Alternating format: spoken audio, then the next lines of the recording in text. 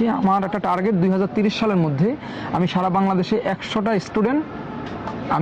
স্টুডেন্টকে কোরআনে হাফেজ বানাবো, মানে যারা হতদরিদ্র এবং পথ শিশু।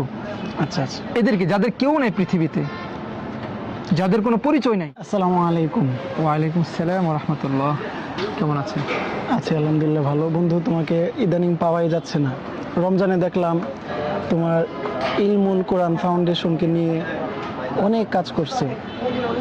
কমলাপুর, তারপরে ঢাকার বিভিন্ন অঞ্চলে তুমি হতদরিদ্রদেরকে, এতিম যারা অসহায় তাদেরকে সহায় করার লক্ষ্যে অনেক কাজ তোমার দ্বারা আমরা দেখেছি।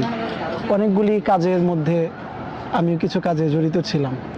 বর্তমানে তোমার ইলমুল কোরআন ফাউন্ডেশন কী অবস্থায় আছে, কিভাবে কাজ দিচ্ছ, আর এটা আরও ব্যাপকভাবে কিভাবে অসহায় বা হতদরিদ্র মানুষের কাছে কিভাবে পৌঁছে দেওয়া যায় সেই লক্ষ্যে কিভাবে কাজ করছো, কী অবস্থায় এখন বর্তমানে আছো, এবং এটা নিয়ে তোমার চিন্তা কি আমি জানতে চাই, এবং আমার সাথে অনেক দর্শক রয়েছে তারাও জানবে।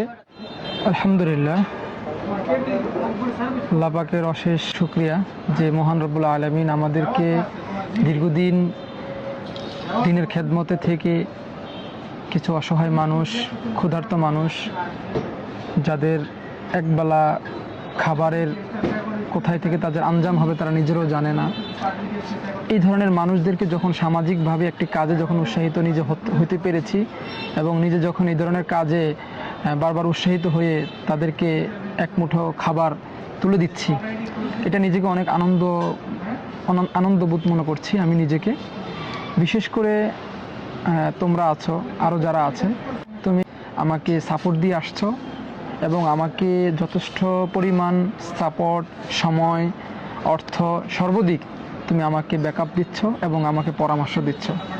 তো আল্লাহর মেহেরবানিতে আমরা যেভাবে কাজগুলো করে যাচ্ছি, আমাদের যে লক্ষ্য, যে উদ্দেশ্য, 1 নম্বর লক্ষ্য হলো আল্লাহকে রাজি এবং খুশি করানো।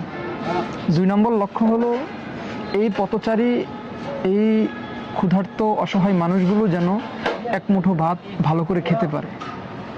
এই পথচারী শিশুগুলো যেন সুশিক্ষিত হয়। সুশিক্ষিত জাতি যখন এই পথ শিশুরা হবে, তখন এই দেশে আর কখনো চিন্তাই থাকবে না। রাইট। আচ্ছা, মাঝখানে আমি একটা কথা জানতে চাই বন্ধু। জি।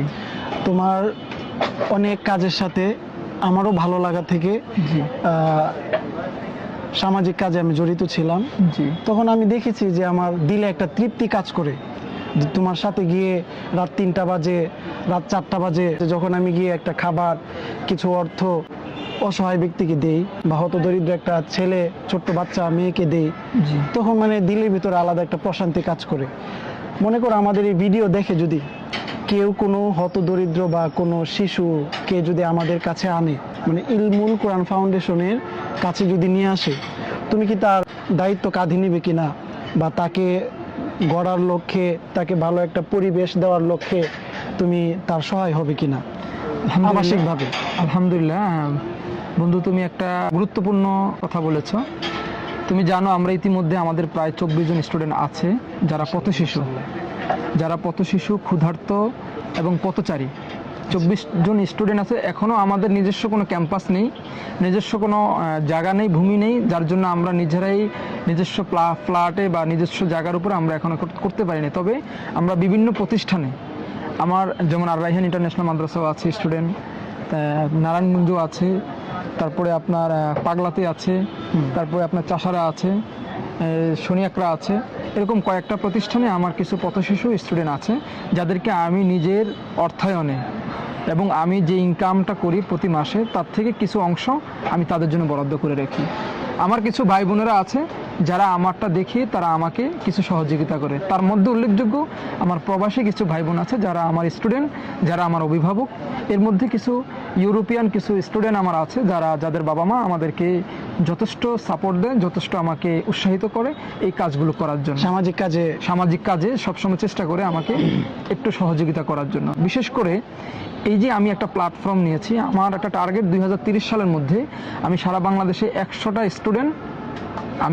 স্টুডেন্টকে কোরআনে হাফেজ বানাবো, মানে যারা হতদরিদ্র এবং পথ শিশু। আচ্ছা আচ্ছা, এদেরকে, যাদের কেউ নেই পৃথিবীতে, যাদের কোনো পরিচয় নাই। এই জন্যে আমি এই কাজগুলো উদ্যোগ নিয়েছি নিজে থেকে, যে আমার এই কাজগুলো করতে ভালো লাগে।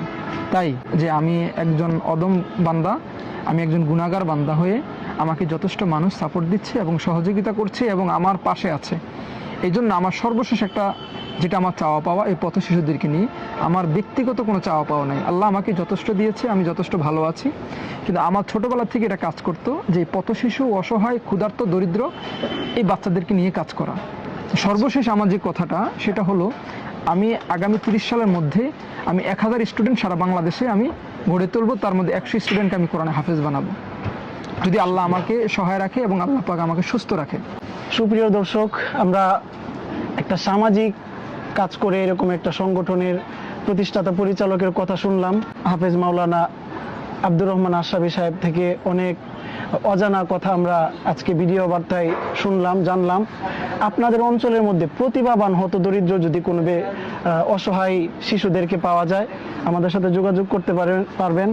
আমাদের যে চেয়ারম্যান আছে সে অবশ্যই কিছু না কিছু সহায় বা মনে করেন আর্থিকভাবে সহযোগিতা করা বা কোনো প্রতিষ্ঠানে দিয়ে তাকে প্রবাসী ভাই বা তার যারা শুভাকাঙ্ক্ষী রয়েছে তাদের মাধ্যমে তার সুন্দর একটা জীবন উপহার দেওয়ার চেষ্টা করবে। আপনারা চাইলে আমাদের সাথে যোগাযোগ করতে পারেন। আমার পাশে বন্ধু আছে, তার ঠিকানা আমি দিয়ে দিব, নাম্বার দিয়ে দিব। আপনারা আমাদের সাথে থাকবেন, পাশে থাকবেন, সামাজিক এবং সুন্দর কাজকে আপনারা প্রমোট করবেন। আল্লাহ তাআলা আপনাদেরকে সামাজিক কাজ করার, দিনের সাথে লেগে থাকার তৌফিক দান করুক। সেই পাশাপাশি ইলমুল কোরআন ফাউন্ডেশনের জন্য অনেক অনেক শুভকামনা রইল। আমাদের ভিডিও যারা দেখছেন সবাইকে আন্তরিক শুভেচ্ছা এবং অভিনন্দন জানিয়ে আজকের মতো এই ভিডিও বার্তা থেকে বিদায় নিচ্ছি। আল্লাহ হাফেজ। আসসালামু আলাইকুম ওয়া রাহমাতুল্লাহি ওয়া বারাকাতুহু।